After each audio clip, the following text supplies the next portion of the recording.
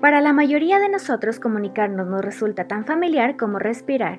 Simplemente pensamos y hablamos, pensamos y dibujamos, pensamos y hacemos signos, pensamos y hacemos música o gestos. Cuando nos ponemos a pensar qué significa la comunicación, nos asombramos de la cantidad de aspectos que pasamos por alto cuando comunicamos nuestros pensamientos a la sociedad.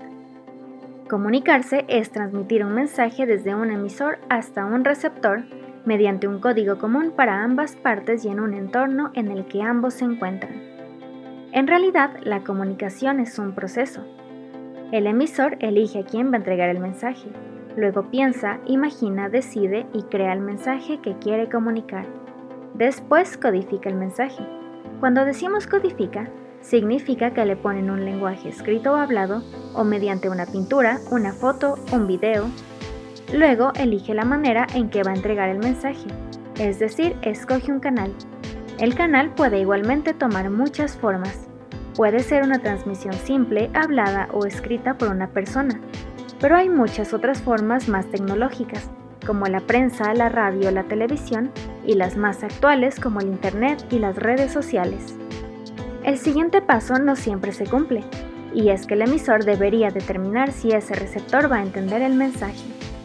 Finalmente, entrega el mensaje.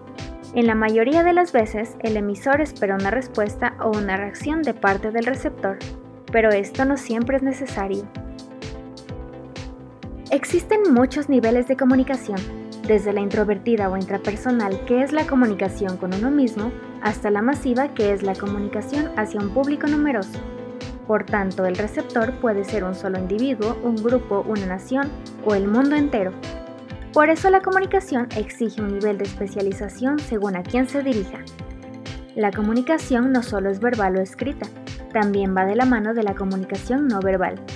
Tal es la importancia de la comunicación no verbal que dicen los expertos que de todo lo que transmitimos, lo no verbal supone un 65% y lo verbal un 35%. Por eso debemos tener siempre presente que nos comunicamos también con los movimientos corporales, las expresiones faciales, con distancia física y con la apariencia. La comunicación no verbal sirve para reforzar la comunicación verbal. Por eso, incluso en las redes sociales, sus creadores se han visto forzados a crear emoticones para simular el lenguaje no verbal.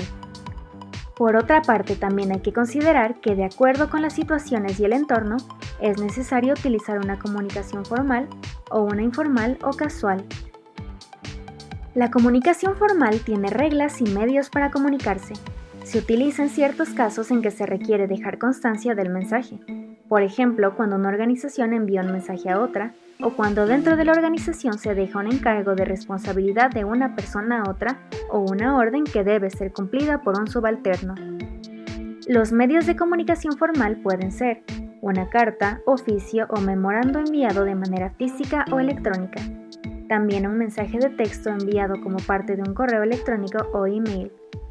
La comunicación informal a nivel organizacional toma formas como las reuniones no programadas, los rumores entre empleados, las cadenas de mensajes de una persona a otra.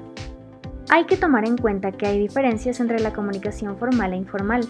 Entre las principales están la velocidad con la que llega el mensaje, el nivel de discreción, la fiabilidad y los respaldos que se generan.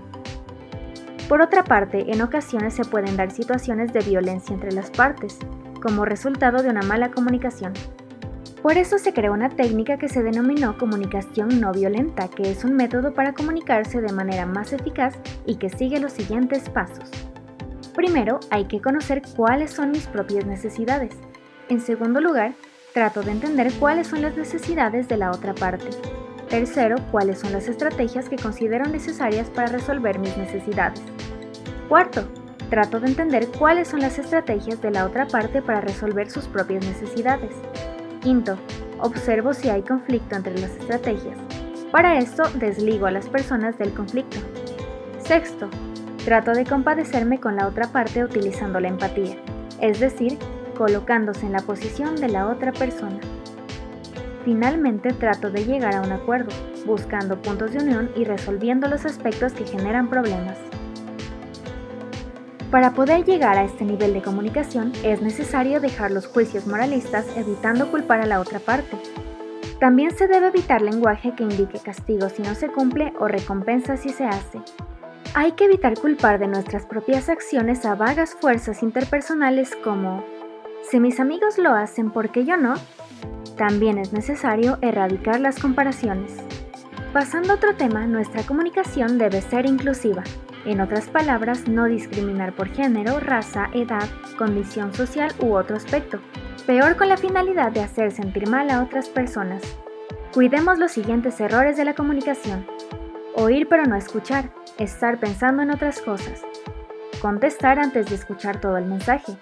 Hablar mucho, decir poco, ser precisos y concretos. Mentir, no ser empáticos, decir una cosa con las palabras y otra con las posturas o gestos. Usar tonos de voz altos o muy bajos. No ser respetuosos con nuestro interlocutor. Tener demasiadas expectativas de la otra persona. Nuestra comunicación debería ser asertiva, es decir, ser capaces de expresar opiniones y valoraciones evitando descalificar, reprochar y generar enfrentamiento con otra persona. Es la mejor manera para interactuar con la gente, porque se basa en mantener siempre una actitud personal positiva a la hora de relacionarse con los demás. Nos exige dejar los prejuicios, generar empatía para obtener una respuesta y siempre evitar el conflicto. CAGMO, queremos ser tu cooperativa.